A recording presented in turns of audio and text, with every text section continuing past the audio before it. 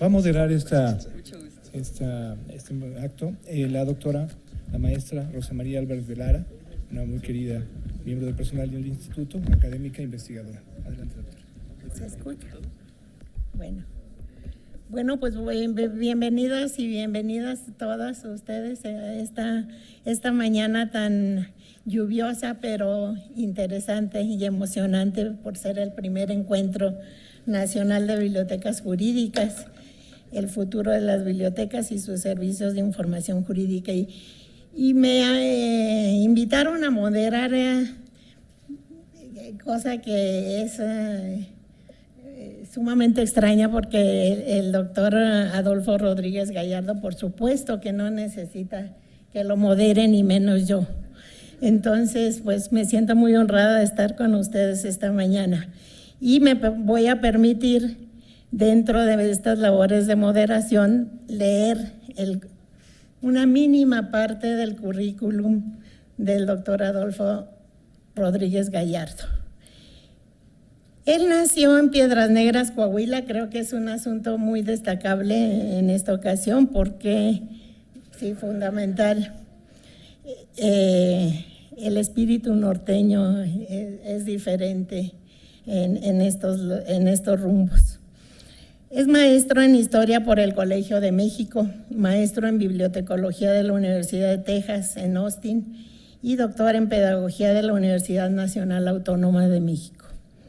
Es investigador emérito en el Instituto de Investigaciones Bibliotecológicas, ya se mencionó, y de la investigación de la UNAM. Es investigador nacional nivel 3 en el Sistema Nacional de Investigadores del Consejo Nacional de Ciencia y Tecnología, CONACYT, y es miembro de la Academia Mexicana de Ciencias. Es autor de más de una decena de libros. El último lleva como título José Vasconcelos, Alfabetización, Bibliotecas, Lectura y Edición. Y ha escrito más de 70 artículos publicados en revistas nacionales e internacionales. Por supuesto que muchos más de los 70 que aquí se mencionan ha escrito, pero él modestamente escribió este currículo. Ha participado en innumerables eventos académicos y forma parte de asociaciones nacionales e internacionales, sobresaliendo su trabajo en el International Federation of Library Associations and Institutions, donde ha sido miembro de la Junta de Gobierno.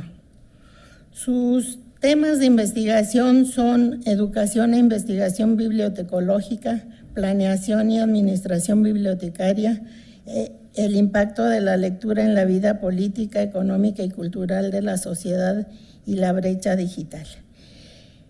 Hasta ahí el modesto currículum que nos hizo llegar el doctor Adolfo Rodríguez Gallardo, pero yo no quiero pasar por alto la ocasión de reconocerle lo que por esta biblioteca Jorge Carpizo hizo y seguirá haciendo sin duda el doctor Rodríguez Gallardo.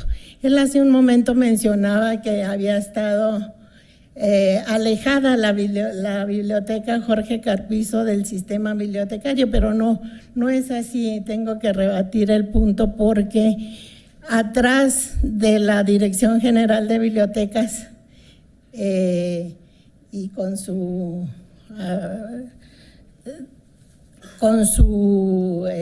participación efectivamente desde la dirección del doctor Fixamudio, siempre estuvo atrás, si no es que adelante, el doctor Rodríguez Gallardo. Siempre apoyó todo lo que en esta biblioteca se realizó. Él modestamente no lo quiere reconocer, pero sí me parece de justicia mencionarlo, porque la biblioteca jurídica Jorge Carpizo es una de las más importantes bibliotecas jurídicas, no solamente de México, sino de Iberoamérica. Y esto gracias a la visión de quienes crearon este primero centro de investigación y posteriormente como Instituto de Investigaciones Jurídicas. Uno de los pilares fundamentales del mismo siempre fue la biblioteca. se fue conformando desde 1940, cuando se creó el instituto como un centro de investigación, y atrás de esta idea que surgió en el propio instituto, pues estuvo siempre el apoyo de la Dirección General de Bibliotecas, ya cuando surgió como tal, y por supuesto con el apoyo invaluable y certero del doctor Rodríguez Gallardo. Así es de que sin más le paso la palabra al doctor.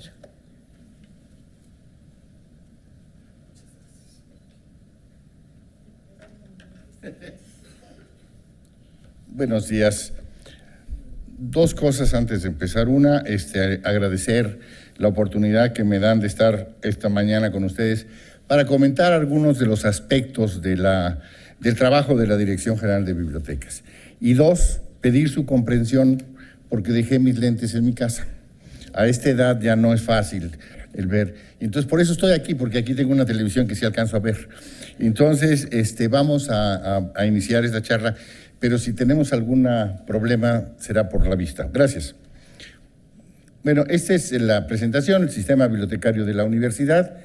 Y el sistema bibliotecario de la universidad, como todas las bibliotecas y todas las universidades, están al servicio de la comunidad, ¿no? No son entes aislados que tengan una vida propia, sino que están relacionados con las actividades que se realizan en las comunidades universitarias, sean estas de información, sean estas de docencia o de investigación o difusión de la cultura. Entre las cosas que se han hecho últimamente está la consolidación de los acervos electrónicos. Hace muy pocos años, y digo pocos años porque los primeros recursos electrónicos que tuvo la Dirección General de Bibliotecas empezaron a llegar en 1997, cuando se compraron las primeras colecciones electrónicas. Llegaban todavía, era curiosísimo, llegaban en un disco compacto que teníamos que bajar dentro de un servidor nuestro, porque como internet no existía, teníamos que conectarnos por teléfono. Entonces, muchos de ustedes todavía se acordarán de aquel y se desconectaba cada 2 segundos. Entonces, realmente empezó a crecer alrededor del principio de este siglo, en el que internet ya fue un poco más estable y más seguro. Entonces empezamos a tener más colecciones electrónicas. Ahorita les voy a dar algunos de los datos. Estas colecciones electrónicas nos permiten que los usuarios tengan acceso a todo tipo de información científica, técnica, social, humanística, durante las 24 horas del día, los 365 días del año. O sea, esto fue lo que la incorporación de estos recursos digitales o electrónicos, como quieran llamarles, hicieron en las bibliotecas.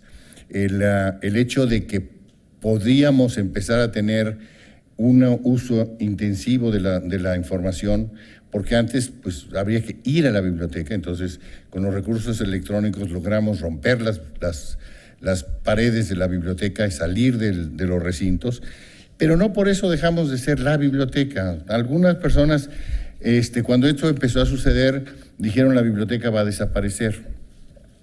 Y no desapareció, como la famosa anécdota de Mark Twain, cuando dijeron que había muerto, y él contestó al día siguiente, bueno, las noticias sobre mi muerte han sido un poco exageradas.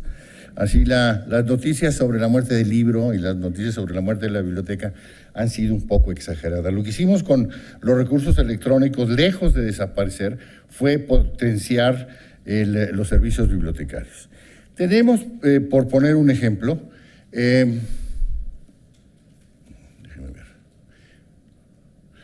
tenemos 322,000 libros electrónicos y tenemos 233,000 tesis electrónicas. Tenemos mucho más, pero estas son las que están digitalizadas. Déjeme decir que en este momento tenemos digitalizado todas las tesis de 1985 a la fecha, y hacia atrás solamente tenemos más en lo que se refiere a doctorados y maestrías. O sea, hicimos dos cosas, vamos un poco hacia atrás y un poco, pero más veloz con los de las tesis de maestría y doctorados, las cuales las tenemos digitalizadas prácticamente todas. Tenemos también 9.581 mapas digitales. Estamos asociados con INEGI y entonces nosotros hacemos una labor de catalogación y ellos nos proporcionan mapas, pero además tenemos mapas de Zagarpa y de una serie del Instituto de Geografía. Tenemos, hemos digitalizado algunas pequeñas colecciones. La Dirección General de Bibliotecas, específicamente la Biblioteca Central, tiene 60 años y tiene una colección relativamente pequeña de materiales antiguos, pero hay 19 colecciones dentro de la universidad muy ricas que habría que terminar de digitalizar para proteger esos materiales. Nosotros lo que tenemos es digitalizado 2.247 libros antiguos, de un total de 5.023. Tenemos digitalizadas 67.000 tesis como parte de la memoria institucional, 522 documentos, etcétera. Entonces, estas colecciones nos han permitido ir dándole estabilidad y haciéndolas accesibles porque por su carácter no estaban abiertas al público. Tenemos también los recursos electrónicos y esto sí es muy impresionante. Si ustedes ven, yo no veo ahí nada, ¿eh? Tengo un apuntador aquí que espero que coincida con lo que está ahí. La consulta a bases de datos. En 2007, para que vean ustedes cómo ha crecido, en 2007 nosotros teníamos 3.600.000 consultas a base de datos. Para el 2015 habíamos llegado a 8.400.000. O sea, habíamos prácticamente casi duplicado el total de consultas a banco de datos. Y los artículos electrónicos que se consultaron, en 2007 teníamos una consulta y cuando decimos consulta, quiere decir que se bajaron algún instrumento. Si se leyeron en la computadora y no se bajaron, no lo contabilizamos, pero si se bajaron a un disco compacto, a la misma computadora o hubo una descarga, en el 2007 teníamos 2 millones en números redondos de artículos y para el 2015 ya estábamos consultando 6 millones. Y los libros electrónicos empezamos a tenerlos a partir de 2009. En 2009 teníamos apenas 150.000 consultas y para el año del año pasado ya teníamos 2.800.000 consultas. Esto se debe en buena parte a esto, que están los estudiantes universitarios, diseñamos un sistema que llamamos acceso remoto, por el cual los estudiantes y los profesores pueden inscribirse solos al sistema de consulta externa. Simplemente tienen que tener su número de su número de trabajador académico o su número de estudiante universitario, ponen la dependencia o la escuela, facultad donde estén inscritos, ponen si son hombres o mujeres. Esta es una concesión al feminismo, nunca nos ha servido de nada, pero las feministas decían que había que ponerlo y yo no me voy a echar una bronca mayor que la que me echo todas las semanas con una feminista que tengo en casa. Entonces dije pues que lo pongan, nunca nos ha servido nada. Y después ponen su correo electrónico. Al dar enter, la computadora simplemente, si es profesor, va al departamento de personal, a la dirección de personal, y si es estudiante, a administración escolar. Y en menos de 2 minutos, una vez que verifica que sus derechos están vigentes, regresa a nuestra computadora y nuestra computadora automáticamente genera un password y ya. Es así de sencillo para consultar. No interviene más que el usuario para recibir su... esto no lo criticaron en algún momento porque la burocracia universitaria no perdona el que no participe. Les voy a contar una anécdota de una directora, que no les voy a decir de dónde, ya sé que tú estás ahí, que un día me dijo, ya decidí que voy a nombrar a una persona que me va a recibir las solicitudes, las va a analizar y me las va a llevar a mí para firma para que se las mande. Y entonces se me alació el pelo. Y entonces dije, ¿qué hago yo con 130,000 solicitudes? Entonces cometí la insensatez de decirle, señora directora, el problema es que no está planteado así. Ni ese señor que usted nombró, ni usted, ni yo somos necesarios para que el usuario tenga acceso a la biblioteca. No les quiero decir la cara de la pobre funcionaria, ¿eh? Yo creo que si la hubiera insultado de otra manera no hubiera sido, pero decirle que no era necesaria para un trámite. Bueno, automatizamos los servicios en las bibliotecas para flexibilizar el acceso, etcétera, y eso nos permitió que tengamos en algunos casos, por ejemplo, el estudiante puede, mediante la automatización, renovar los préstamos que se hacen en la biblioteca. Puede, en algunas bibliotecas, como la Central, prestarse el libro directamente, y esto hace mucho más ágil el trabajo, aunque nuestros trabajadores administrativos dicen que les estamos quitando la materia de trabajo. Pero es una forma más que hicimos. Déjenme decirle que hace muchos años las bibliotecas de la universidad tenían todas estantería cerrada y ahora prácticamente todas tienen estantería abierta, salvo de los institutos por el carácter de algunos de los materiales que tienen. Fue difícil porque, pues en este país que no tenemos porteros sino operadores de la puerta, entonces el trabajador llegaba al estudiante a pedir un libro y decía, a este no le presto por chaparro, y a este por grandote, y a este por güero, y a aquel por prieto, y a este por gordo, y aquel... Y eran realmente operadores del mostrador. Entonces, cuando abrimos la estantería, recuerdo que el doctor Sarucán, en una visita que hicimos a un plantel, los trabajadores lo rodearon y le dijeron, y al final me dijo, ¿de qué se trata? Le dije, es un caso de psiquiatra nada más. Simplemente la gente se sintió desplazada, sintió que su poder de decir este sí y este no, se lo habíamos quitado. Entonces, eso mismo estamos haciendo con el servicio de autopréstamo. Entonces, también nos reclaman que las tesis electrónicas, en la descripción de puesto de los trabajadores administrativos, dice prestar tesis. Y reclaman que ellos quieren prestar tesis. Entonces, es que no se prestan, se usan. Pues ellos siguen insistiendo que ellos, ahí dice en la descripción de puestos que tienen que dar. Entonces, bueno, son parte del todo lo que se necesita hacer, no es una crítica demasiado malintencionada, sino que es simplemente lo que tenemos. Bueno, actualizamos la infraestructura del sistema bibliotecario y tenemos que, por ejemplo, en total cambiamos 119 servidores, 14 en planteles de bachillerato, 20 en escuelas y facultades, 23 en institutos de investigación científica, 16 en humanística, 14 en dependencias de extensión y administración y 32 en la Dirección General de Bibliotecas. Y las PCs que están asociadas a estos servidores son unas 1.587 PCs que nos permiten tener el acceso a la información. Algunas otras cosas que hicimos, bueno, una ya se las mencioné, que es el acceso remoto, pero tenemos una cosa que se llama descubridor. Disculpen, pero así se llama. Yo no se lo puse, es espantoso el tema, pero así le llaman. ¿Qué es lo que es el descubridor? Bueno, nosotros habíamos hecho un metabuscador que nos permitía buscar en nuestros recursos. O sea, podíamos buscar al mismo tiempo en LibreUNAM, en TESIUNAM, etc. Pero nos quedaban los recursos que comprábamos. Y entonces resulta que nosotros tenemos acceso a 22,000 títulos de revistas electrónicas.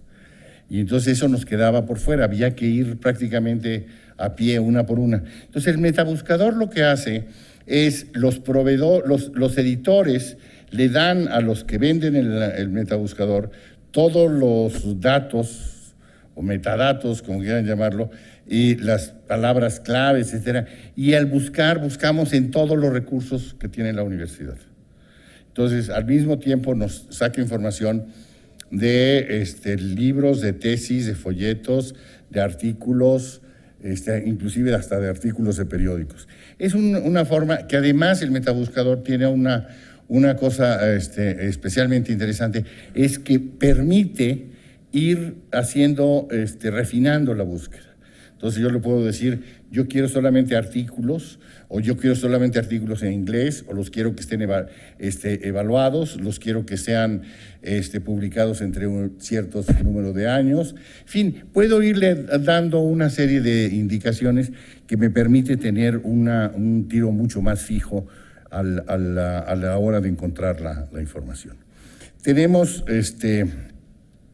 el servicio de acceso remoto, que ya se los mencioné, y desarrollamos sitios web para para 60 bibliotecas, más o menos 55 bibliotecas, en que les desarrollamos su página web para que pudiera tener acceso a todo el servicio. Hicimos algunas cosas como, por ejemplo, el depósito de tesis y la carta de no adeudos. El reglamento de titulación de la universidad dice que el estudiante tiene que tener una carta de no adeudo de su biblioteca y de la biblioteca central. Nos encontramos con que, bueno, las cosas han cambiado. Los estudiantes no necesariamente, aunque son de la universidad, no solamente al terminar la tesis están en la universidad, sino están muchas veces trabajando en otra universidad con un investigador. O también la otra cosa que sucede es que se mueven a los laboratorios, en fin, y los posgrados dejaron de ser posgrados de facultades para ser posgrados de la universidad. El caso más claro que tenemos de la gravedad de esto, no es gravedad, pero de lo complicado que es la MADEMS, la Maestría en Educación Media Superior, en donde participan 12 entidades académicas. Entonces, lo que quiere decir que el estudiante para titularse tenía que ir, no a las 7 casas, a las 12 casas, a pedir que le dieran su carta de no adeudo. Entonces, bueno, es diferente decirle a un estudiante de filosofía que está a 40 metros de distancia de la Biblioteca Central, ve a pedir tu carta de no adeudo, a decirle a un estudiante que está en Cuautitlán a 60 kilómetros de distancia. Y cuando llegaba resulta que los compañeros estaban en una asamblea sindical y entonces no lo atendían. O tenían incapacidad, mil cosas. Entonces decidimos que ambas cosas, del depósito de la tesis electrónica, tenía que ir acompañado de la carta de no adeudo.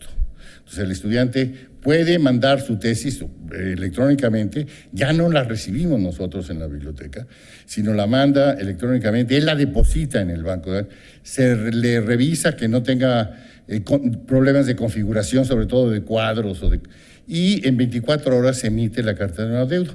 La carta de no adeudo significa ir a su expediente y dejar una nota diciendo entregó la carta. Entregamos la constancia que no adeuda ningún libro. Previamente, el sistema busca en todas las bibliotecas de la UNAM si este estudiante tiene algún adeudo en alguna biblioteca.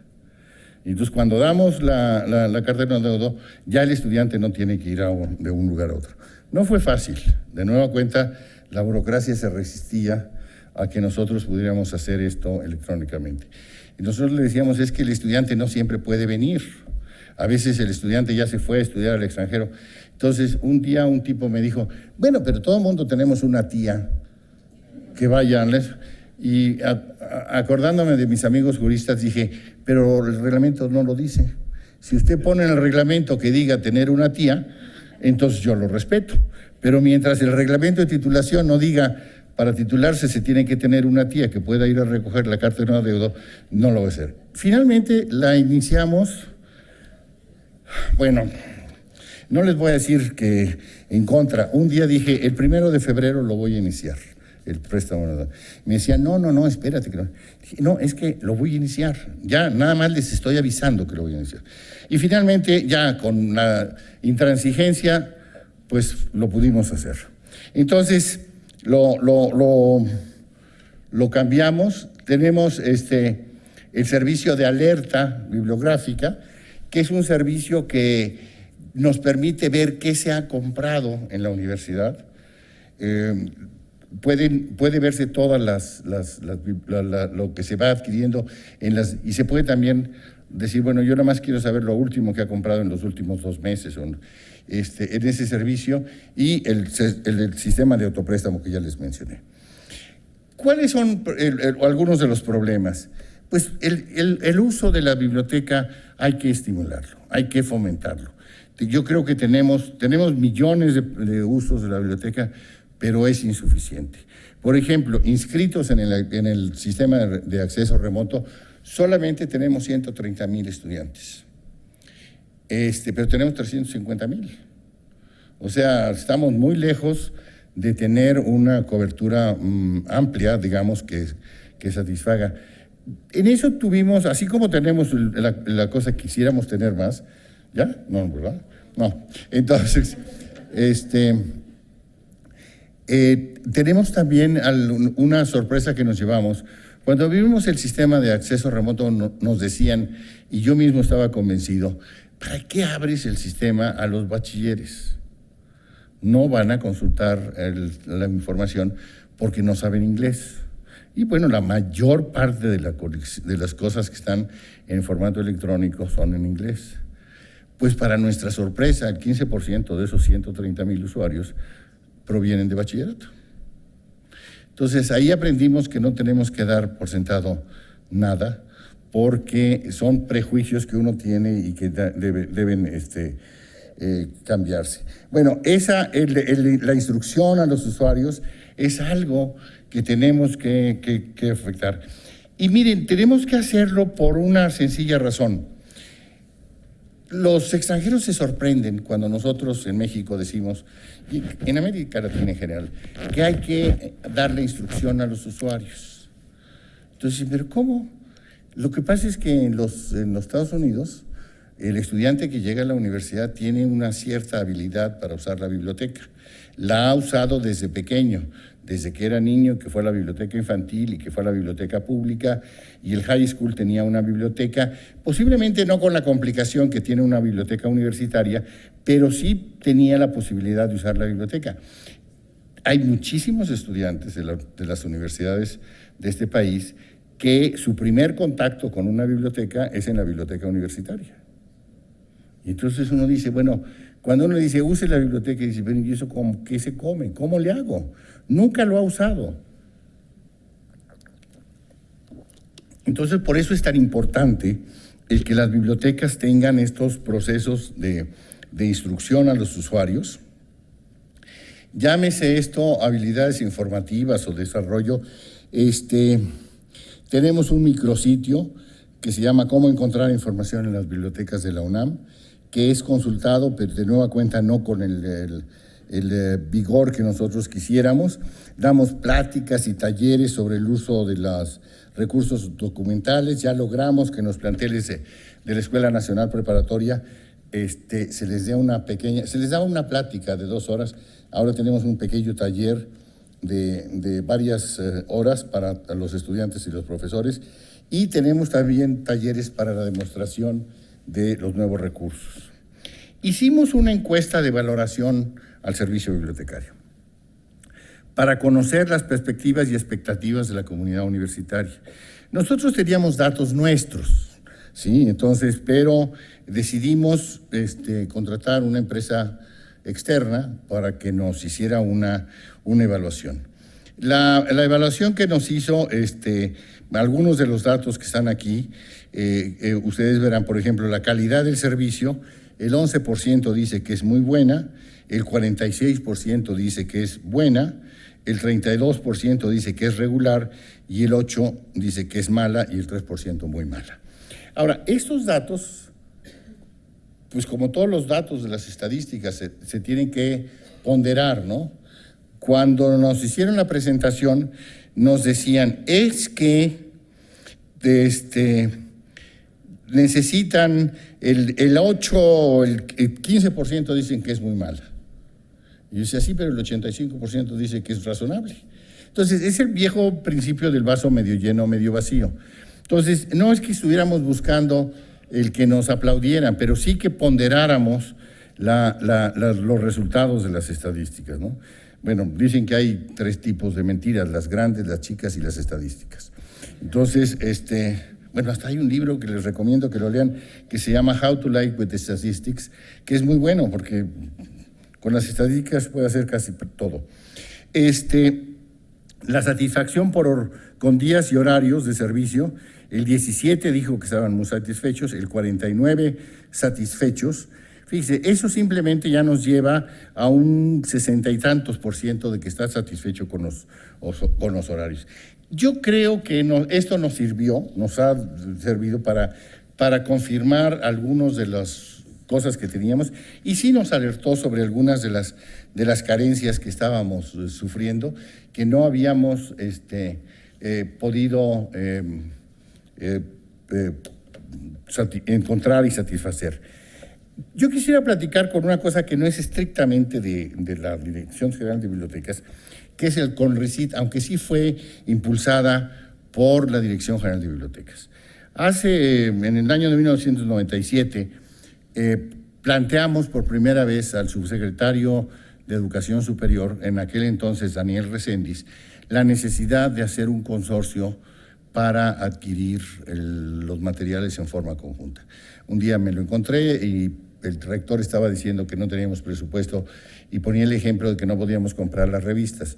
Las revistas estaban más que aseguradas, pero es diferente que un rector salga y diga no tenemos dinero para las revistas científicas a no tenemos dinero para cambiarle pasto a los canchas de tenis. Entonces, Daniel me dijo, ¿y qué va a pasar con sus revistitas? Y yo le dije, pues nada, pero nos va a dar un catarro y a ustedes les va a dar una pulmonía. Y me dijo, ¿por qué? Y le dije, pues que mire, porque mal que bien, y más mal para el país que bien, la colección más importante es la nuestra. Y el día que le peguen a esa colección, le van a pegar a todo el país. Entonces me dijo, ¿qué propone? Pues un consorcio. Entonces hicimos una propuesta de consorcio que estuvo a punto de presentarse a la Asamblea de la NUYES. Lo habíamos discutido, había cierta reticencia de Julio Rubio, que era el secretario ejecutivo de la NUYES, pero bueno, se había aceptado que se iba a presentar, porque Anúñez decía que tenía que presentarlo en la Asamblea. Se iba a presentar en una ceremonia, en una reunión del Consejo en Veracruz, y la noche anterior, Paco Barnés, que era el rector de esta universidad, renunció, lo sacaron de agenda y tardamos 15 años en volverlo a meter. Eso le da un poco de razón a mi mujer, que me dice, bueno, a tesudo nadie te gana, ¿eh?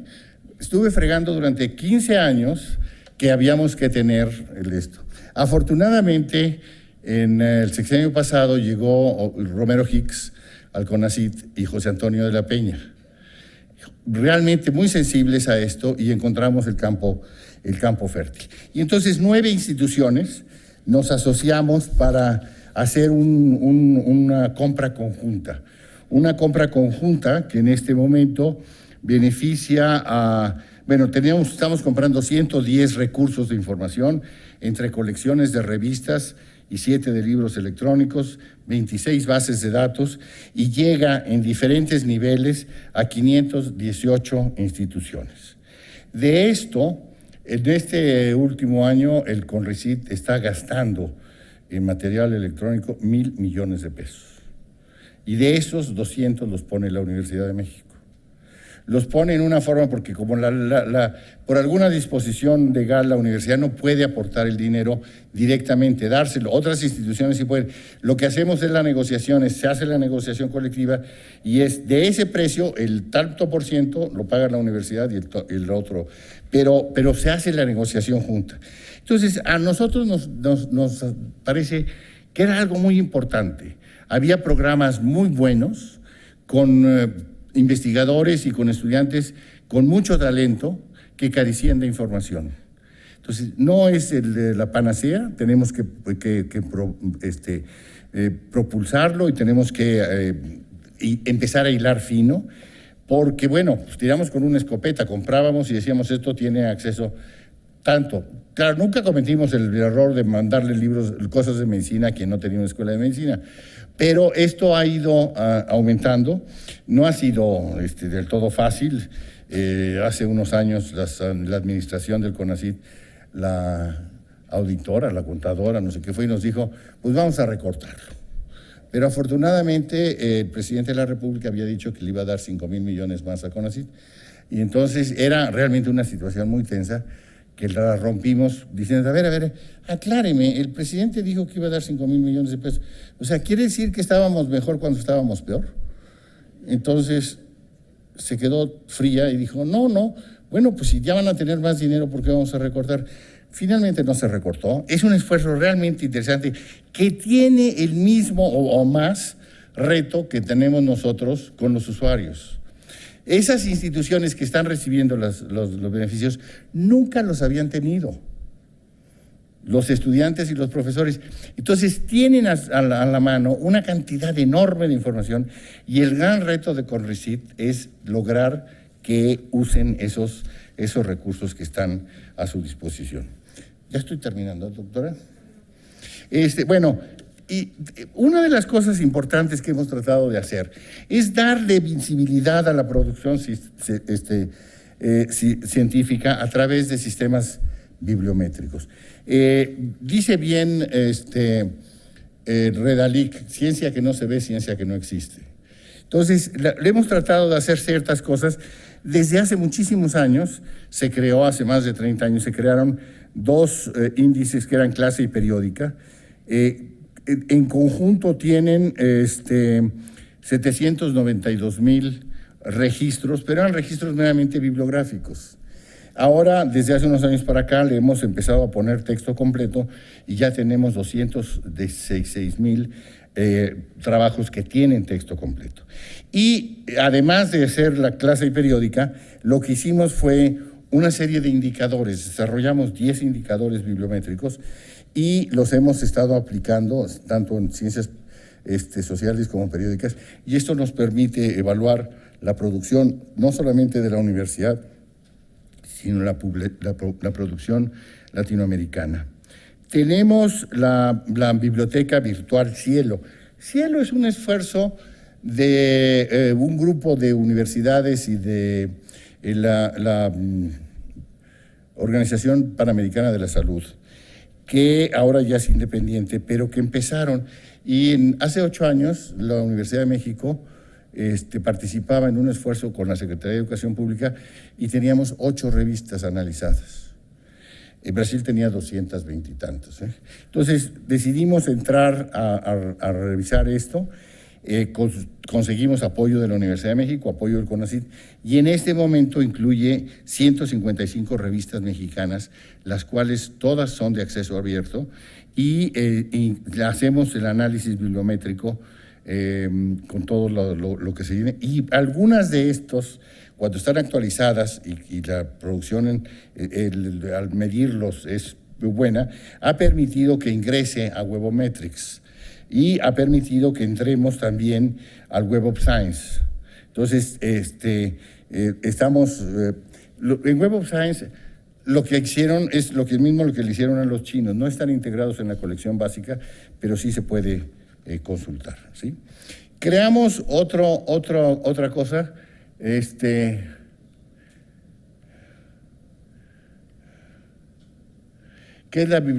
es la producción científica de la universidad.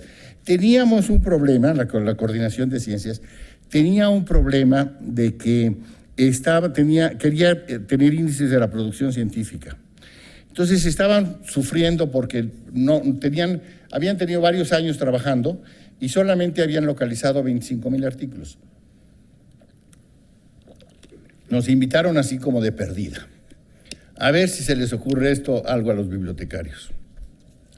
Lo vimos y dije, ese es un problema de autoridades. ¿Y eso qué quiere decir? Dije, pues que les falta homogeneizar los nombres de los autores y les falta homogeneizar las adscripciones. Entonces, solamente por UNAM o por Universidad de México había 20 formas diferentes de encontrar la información. Estaba Universidad Nacional de México, Universidad NAL de México, UNAM con puntos, UNAM sin puntos, bueno, lo que ustedes quieran. Entonces, unificarlas, poderlas amarrar y que no importa qué forma se busque, nos lleve hacia una posible, a una sola forma. Bueno, ya que lo hicimos, pasamos de aquellos 25,000 a 95,000 artículos, referencias bibliográficas, de los cuales el 60% tienen texto completo. Y esto lo recuperamos bueno, tanto por su adscripción, como les decía, y recuperamos todo lo que está en Scopus, en Web of Science, en Periódica, en LibreUNAM, en TESIUNAM, para poder completar los registros. Acabamos de terminar la semana pasada el incorporar a este índice 4.200 más o menos profesores de tiempo completo, que nos llevó a otro tanto de información. O sea, tenemos en este momento, esta cifra está un poquito atrasada, tenemos 110,000, y los profesores han producido otros 110,000. O sea que tenemos identificado 220,000 productos de la Universidad de México. Y otra sorpresa, cuando nos dieron los profesores de tiempo completo, nos dijeron, no les damos los del bachillerato porque esos no producen nada, no escriben. Bueno, al pasarlos por los índices, resulta que no son la mayor parte de ellos autores principales, pero hay 100 de ellos que son coautores. Entonces, no podemos dar por sentado que no se produce. Y entonces, bueno, tenemos y estamos caminando hacia poder tener el registro total de la universidad con su producción. Y esto después va a ser montado en una cosa que vende Thomson, que es un software que se llama Insight, el cual nos va a permitir caminar. Bueno, muy brevemente, porque ya se me hizo tarde, tenemos los catálogos colectivos que son hechos por nosotros, que está LibreUNAM, está TESIUNAM, y CEDIUNAM y Mapamex, y entonces estos servicios, tenemos el fondo antiguo con colecciones y tenemos una serie de esfuerzos de normatividad. Cambiamos de las antiguas normas que teníamos y una cosa que ha permitido el crecimiento del sistema bibliotecario de la universidad es que en el año de 97-98 se aprobó el Reglamento General del Sistema Bibliotecario. Dejamos de ser un grupo de bibliotecas aisladas a estar unidas por un reglamento en el que se establecen las funciones de las bibliotecas, de la Dirección General de Bibliotecas y de los consejos, el Consejo del Sistema y de las comisiones de bibliotecas. Y yo le pondría énfasis a esta última parte, que son las comisiones de bibliotecas, por una sencilla razón. Nos encontrábamos cuando hicimos el reglamento que esto fue aprobado por el Consejo Universitario, o sea, el más alto nivel legislativo de la universidad. Nos encontrábamos con que los directores hacían y deshacían en muchos de los casos, ¿no? Entonces, dijimos, bueno, ¿cómo lo podemos hacer sin atentar contra la autoridad para poder academizar esto? Entonces se nos ocurrió crear las comisiones de bibliotecas. Las comisiones de bibliotecas no tienen número de miembros. Pueden tener 50, o pueden tener 15, o pueden tener 5. Nada más hay un requisito, que la mayoría de esos miembros tienen que ser académicos. Y esto nos cambió muchísimo, porque dejamos de depender de decisiones muchas veces administrativas, no del director, pues el director podía ser muy buen académico, pero de sus colaboradores administrativos que iban y le decían, director, tenemos que hacer tal cosa, a que no se pueden hacer las cosas si ese consejo de bibliotecas, esa comisión de bibliotecas, no aprueba las cosas, pero está integrado en su mayor parte por académicos. Y esto cambió muchísimo las cosas, ¿no? Bueno, hicimos normas sobre el espacio físico, hicimos normas sobre informes estadísticos, sabemos prácticamente hasta cuántos focos tiene cada biblioteca, tenemos información de todo, capacitamos al personal administrativo, tanto para promoverse como para entrar. Tenemos una cosa que nos gusta muchísimo, que es el intercambio académico. A través de intercambio académico ofrecemos a universidades de los estados, fundamentalmente, más de 100 cursos al año. Entonces, eso es importante. Hay regiones en las que no cuentan con una escuela de bibliotecarios y que cuando cuentan con alguien, con un bibliotecario inquieto, etcétera, que pide muchos cursos, pueden llenar el hueco, no sustituir a la escuela de bibliotecarios, pero sí llenar el hueco de no tenerlo. Y el ejemplo más claro que yo puedo poner es el ejemplo de Sonora, donde Ana Lilian Moya nos pidió cursos mientras ella se estuvo encargada tanto en la universidad como por montones, y siempre muy preocupada por la capacitación. Y bueno, llenamos un pequeño hueco en eso. Y por último establecimos una cosa que se llama el Premio al Servicio Bibliotecario. El Premio al Servicio Bibliotecario, que tenemos aquí uno de los galardonados, pretende reconocer el servicio bibliotecario. El servicio que se tiene en la trinchera del servicio, no desconocemos lo que son los cursos que imparten, no desconocemos los artículos o las ponencias, pero lo que más nos interesa es las opiniones y los desarrollos de servicio bibliotecario que hayan realizado. Y esto tiene que ser presentado por los que son directamente o afectados o beneficiados con ese servicio bibliotecario, que son los usuarios. Entonces, los usuarios firman una propuesta o varias propuestas y dicen, nosotros queremos proponer a X persona porque ha mejorado en el servicio bibliotecario tal y tal, tal. Y eso es determinante. Es un premio, es un reconocimiento a eso que hacemos miles de personas en el país, que a veces pasa totalmente desapercibido y que, bueno, pues si contáramos artículos, todos los del IBI se llevaban todos los premios, porque son los que escriben artículos, los que publican.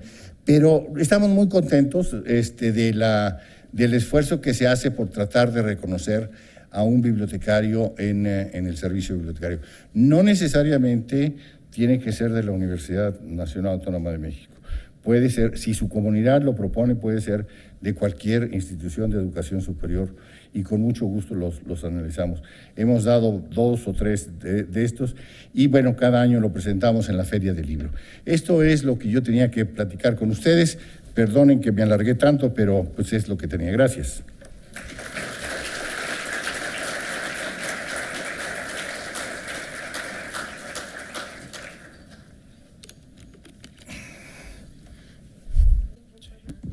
Tenemos tiempo para abrir un periodo de preguntas y respuestas porque yo creo que habrá muchísimas preguntas que tendríamos que hacerle al doctor, al cual le agradecemos cumplidamente todo este panorama tan importante que dio acerca de una labor que muchas veces, como él lo señaló, pasa desapercibida y que sin embargo cuando se plantea como él no lo ha planteado, pues nos damos cuenta de la magnitud del esfuerzo que se ha tenido que hacer a través de los años para llegar a lo que tenemos actualmente. Así es de que, si quieres te paso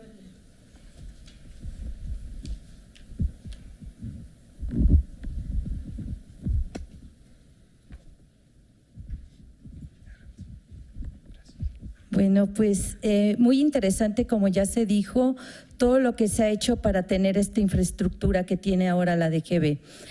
Mi pregunta va básicamente en relación a las tesis. Si se está considerando cuando se envían que sea tesis, tesina, informe académico, o sea, cualquier tipo de ese tipo de formación, ¿no?, de titulación. Y la otra, si se está considerando organizar otro tipo de colecciones, como podría ser fotografías, videos, audios, todo eso, por favor. Sí, mire,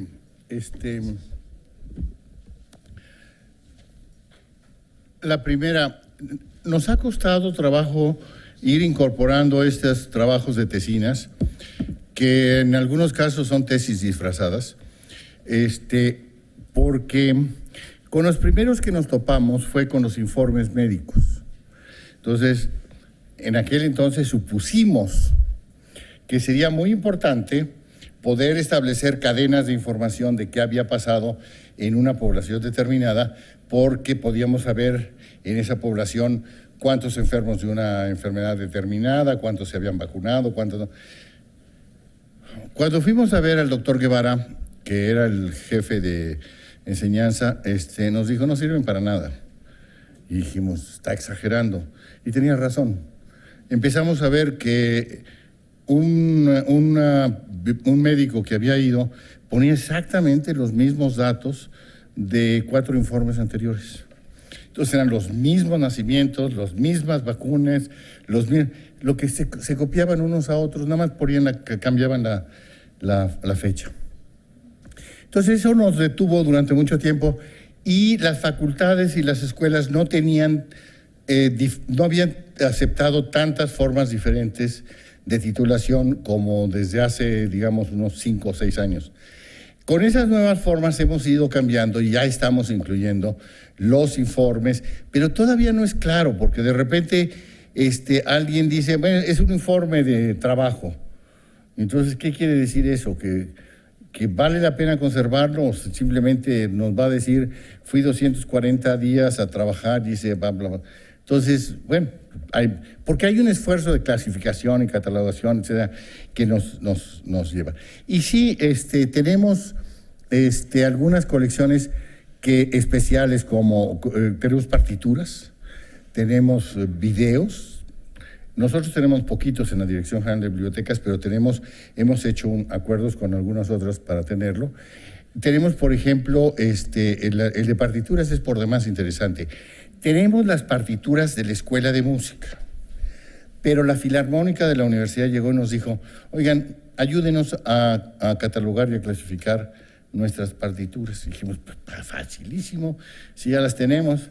Sí, nada más que ellos lo que querían es que les catalogáramos instrumento por instrumento. Entonces, no, de la Filarmónica. En la Escuela de Música, la Novena Sinfonía de Beethoven tiene una sola registro y se acabó. No, pero la de la Filarmónica dice, el violín 1 tiene tal, el violín 2 tiene... Entonces, es instrumento por instrumento que hay que catalogarlos. Entonces, cuando... Ya terminamos, pero sí, esas colecciones especiales hay que irlas incorporando poco a poco. Aquí hay una pregunta que creo que es muy interesante y que nos concierne a todos por el interés en saber más.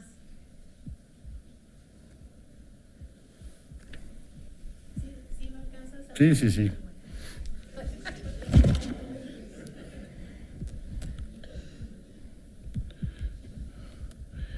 Yo creo que la situación más difícil que se vive es cuando en las autoridades o en algunas autoridades no hay una comprensión de la importancia de la biblioteca y del servicio bibliotecario. Yo lo voy a cambiar y voy a decir cuáles fueron las situaciones más gozosas. A mí, por ejemplo, cuando hicimos el reglamento del sistema bibliotecario, el que el rector Sarucán estuviera presente en 8 reuniones y lo presidiera y lo discutiéramos, realmente nos ayudó muchísimo. Decía Salvador Malo, que era el secretario administrativo, eres un desgraciado, me decía, me invitas ahí enfrente del rector y toma la decisión de que hay que apoyar y hacer cosas, ¿y cómo lo voy a decir que no después? Tomás Garza, por ejemplo, que fue también secretario administrativo, en el primer año del doctor Sarucán, en el que se hizo, las bibliotecas tenían recursos, pero tenían muy limitados los recursos. Ese primer año de Sarucán se incrementó el presupuesto para compra de libros en 186%, y al año siguiente en 85%. Y Tomás Garza siempre nos apoyó y me decía, ya no me pidas más. Le decía, pues ya no me des nada, pero mientras tú me des, yo te sigo pidiendo. Entonces, esas son las cosas, pero lo difícil es cuando uno dice, hay una necesidad, y entonces le dicen, no, pues no, porque finalmente no lo entienden, pero no hace el esfuerzo de entenderlo. Esas son cuando realmente la labor del director se hace difícil y se hace, a lo mejor es una incapacidad mía de haberlo explicado adecuadamente, ¿sí? Pero en el momento en que uno siente que lo que se está haciendo no es del todo valorado, y poco a poco, cuando yo llegué a la dirección en el 73, el rector acababa de tomar posesión, el doctor Soberón. Él venía de estudiar en los Estados Unidos, sabía lo que era una biblioteca universitaria, pero yo me topé con que muchos de los directores de las escuelas eran como esos usuarios que yo les decía, nunca habían estado en una escuela. Y entonces, que no me digan los abogados, pero los abogados resolvían los problemas de información con apuntes que vendía el bolero.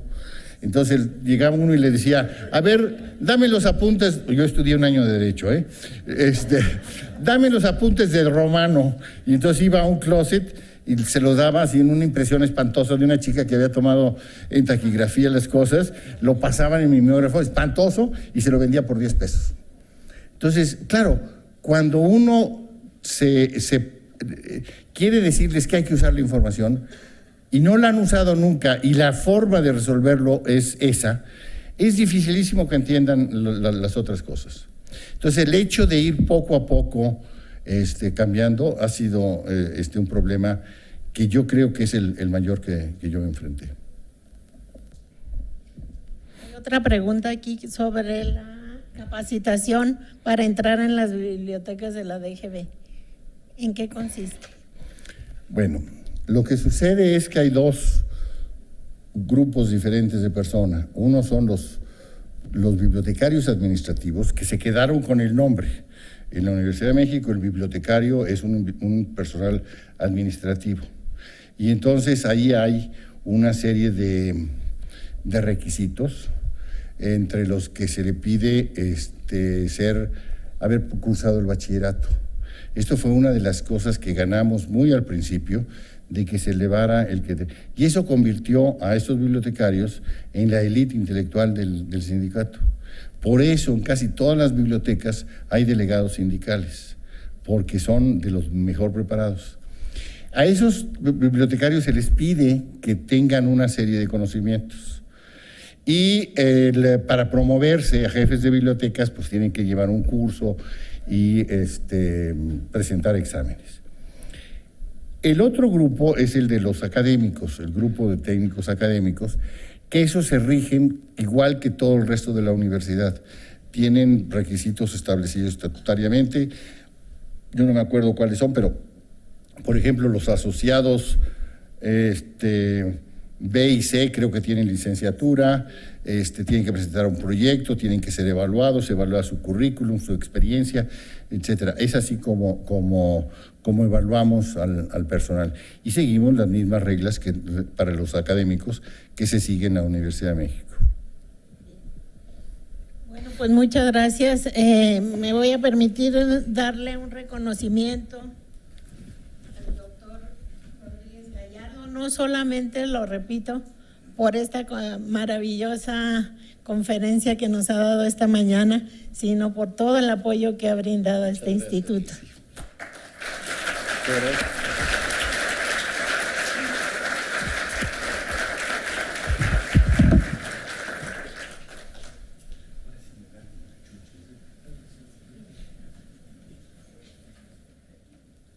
Gracias, maestra Rosita. Gracias, doctor Adolfo Rodríguez Gallardo.